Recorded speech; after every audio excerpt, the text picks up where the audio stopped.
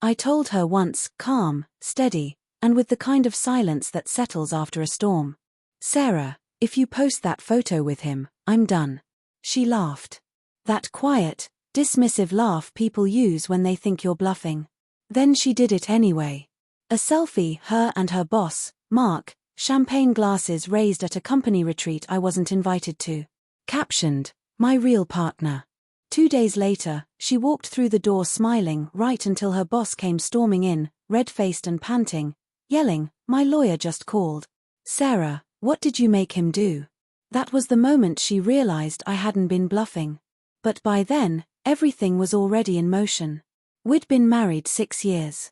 I thought we were solid. She worked as an HR director, sharp, charismatic, with a smile that could make you believe anything. I handled finances for her company's external accounts, the same firm her boss ran. That's how we met. For years, I believed in her. In us. Until I couldn't anymore. It started small, late meetings, weekend trips. I trusted her, until her stories stopped adding up.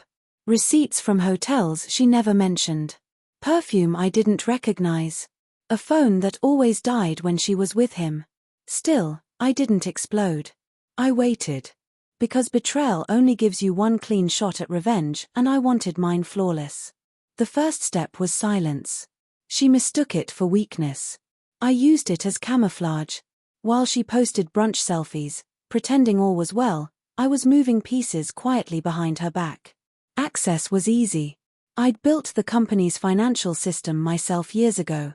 I knew every transaction, every reimbursement, every buried violation. And Mark, he had plenty. Hidden funds, fake claims, offshore accounts under a fake vendor's name, all routed through accounts in Sarah's name. She didn't even know. I found the link on a rainy Tuesday night, her name on a $50,000 transfer authorization, signed electronically from his IP address. That was the moment I stopped being her husband. I became her reckoning. The plan took weeks. I gathered it all: emails, timestamps, transaction logs, screenshots. Then I reached out to a corporate auditor who owed me a favor. He didn't need the details, just the name. While the audit request made its quiet way up the ladder, I focused on what she'd never expect: the money. Our joint accounts, mortgage, investments all shifted legally, quietly, strategically. By the time she posted that photo, she was locked out of everything. Her caption, "My real partner," was her victory lap. It was also her confession, stamped and public. That line sealed her fate. The next 48 hours played out like a movie I'd already seen. The audit hit Mark's desk, then the board, then the lawyers. By the time Sarah walked in that night, humming the same tune she used when she thought she'd gotten away with something, I was packed. Then came the knock, no, the crash. Mark burst in, wild-eyed. "My lawyer just called. Sarah, what did you make him do?" She froze. "What are you talking about?" Then he looked at me. Really looked. And for the first time, he knew. "You told me those accounts were clean," he shouted. "They traced everything to your name. You signed the transfers." I didn't," she stammered, panic rising. Her phone buzzed. A company email. Termination pending investigation. Her face went pale. I didn't say a word. I didn't need to. She turned to me, trembling. "What did you do?" I handed her an envelope filled with every file, every signature, every lie she ignored. And a note with 4 words, "You chose your partner." Mark left that night in handcuffs. She left in tears. Within hours, the company froze her accounts. The bank followed with a fraud probe. And while her world burned down, I drove away in silence, the only sound, the steady tick of my turn signal. 4 days, she called. Left voicemails. Begged for answers. I never responded. Her last message was simple: "I didn't mean to lose you." But she had, long before the photo, long before the caption.